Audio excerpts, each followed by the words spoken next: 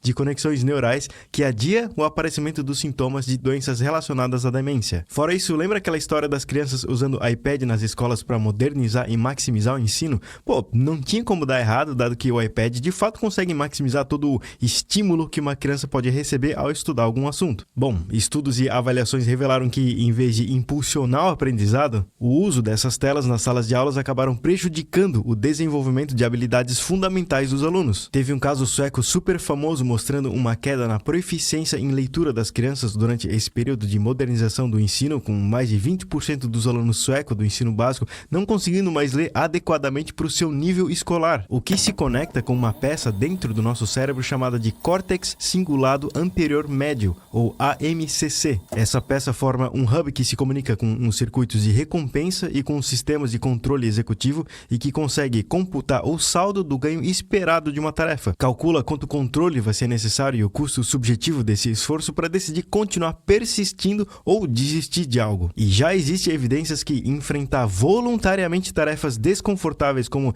estudar algo difícil, fazer academia, meditar até, ou de uma forma grosseira, fazer o que você não quer fazer, aumenta a espessura e a conectividade dessa peça e que vai ditar a sua reação a muitas coisas da sua vida de um jeito que você não tem noção. E isso nos leva diretamente a um próximo tópico muito importante pra gente e pra nossa área: abstrações em cima de abstrações.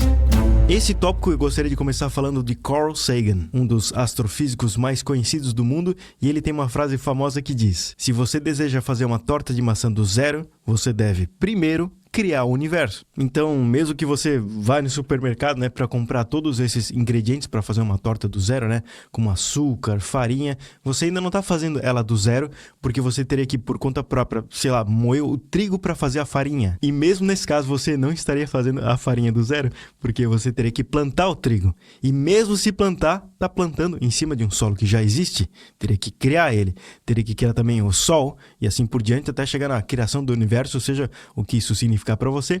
E a mesma coisa acontece trabalhando com programação. Na nossa área, nunca mais alguém vai fazer algo do zero, porque a gente sempre vai estar utilizando um módulo desenvolvido por uma outra pessoa, criando algo em cima de um sistema base que foi criado por uma outra pessoa em outro momento, ou seja, sempre trabalhando com abstrações de esforços passados. E isso é massa porque é algo extremamente poderoso, né? Habilita a gente a alcançar novos patamares, né, do que é possível fazer com programação. E eu vejo muita gente agora, e eu me incluo de novo nisso, considerando as IAs generativas, né, as LLMs, a próxima abstração. Na verdade, a linguagem natural sendo a próxima abstração. Só que tem algo que está me incomodando aí. Tem algo que está realmente me incomodando.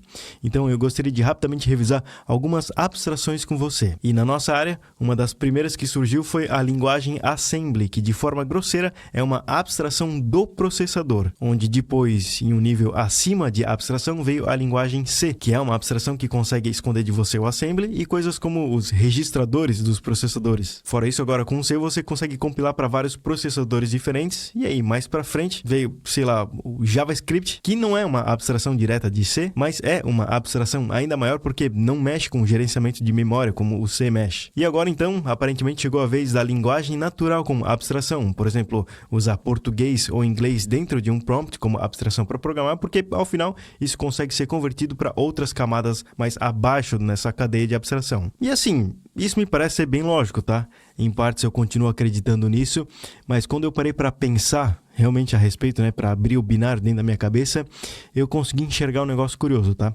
Um negócio que me incomodou, como eu comentei. Olha só, quando você programa em Assembly, depois desse código-fonte passar pelo Assembler, você sempre vai ter o mesmo binário grosseiramente falando. Da mesma forma, quando você tem um código-fonte em C, ele sempre vai gerar o mesmo código em Assembly, também grosseiramente falando porque tem muitas variáveis envolvidas, mas sobre as mesmas condições, sempre gera o mesmo Assembly. E aí, seguindo essa linha de raciocínio, da mesma forma, quando você tem um código-fonte em JavaScript, no final das contas, independente de onde você rodar ele, ele sempre vai apresentar o mesmo comportamento. Também em linhas gerais, porque sempre tem exceções, mas um código-fonte tradicional JavaScript rodando no Chrome, num macOS, vai resultar no mesmo comportamento se esse código-fonte for rodado num Edge, num PC Windows. Agora, chegando nessa última camada de abstração, né, a linguagem natural, não dá mais para dizer a mesma coisa, porque cada vez que um prompt for traduzido para código, vai gerar um código completamente diferente e com um comportamento diferente também. Só que essa não é a parte mais importante do que eu percebi, tá? Mas continuando com o raciocínio,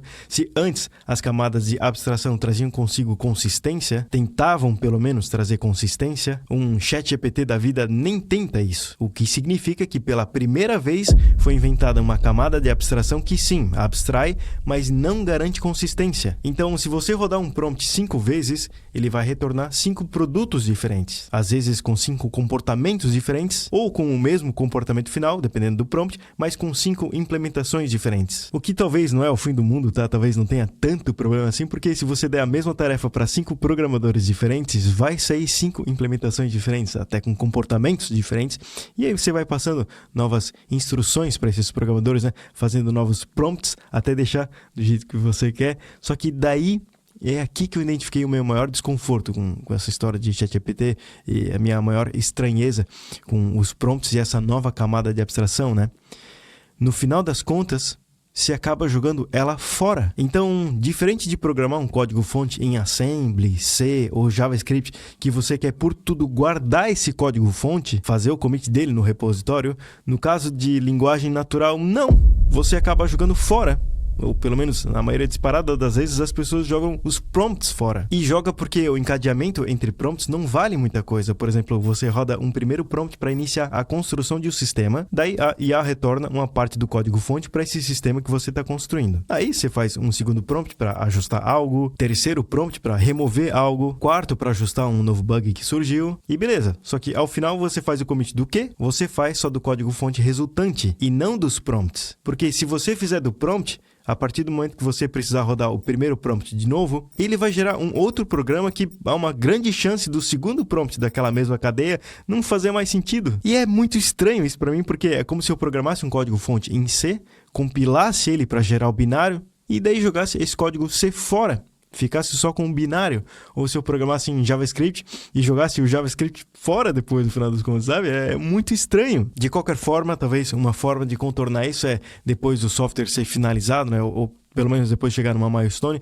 a própria IA conseguir devolver o prompt finalzão, né? O spec finalzão com tudo que o software pode fazer ou não pode fazer e não deve fazer, né?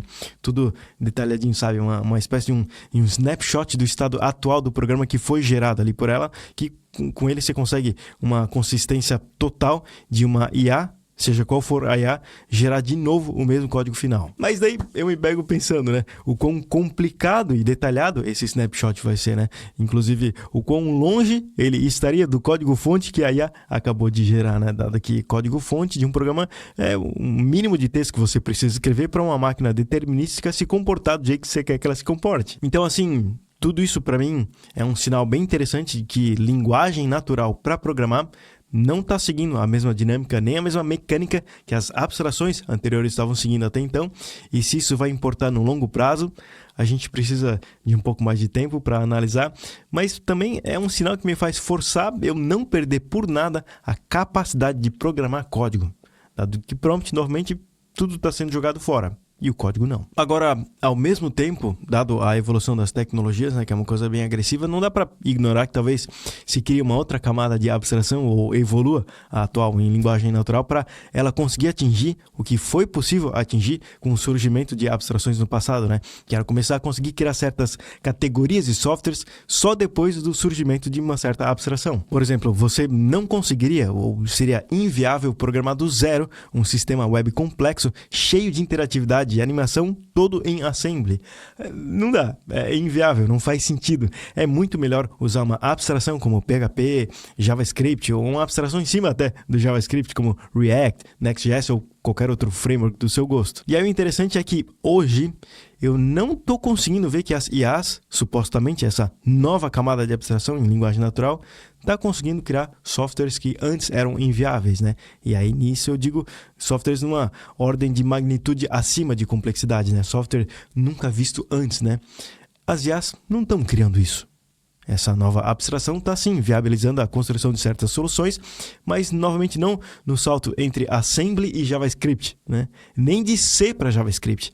A IA hoje está criando os mesmos softwares que já existem de uma forma mais barata só. E por softwares que já existem, eu não digo que a IA está presa só nas mesmas ideias, até porque ela está recebendo também como input, né, sendo alimentada pelo seu prompt, que é a informação nova. Ou seja, ela depende muito de você, porque ela, por conta própria, substituindo completamente seu emprego em 6 meses, olha, cada vez mais eu estou achando difícil disso acontecer, tá mais para substituir o trabalho chato ou repetitivo, como eu comentei, né? O que é ótimo. É por isso também que no estágio atual da tecnologia, quanto mais você escala na complexidade de um software, mais a IA precisa de você.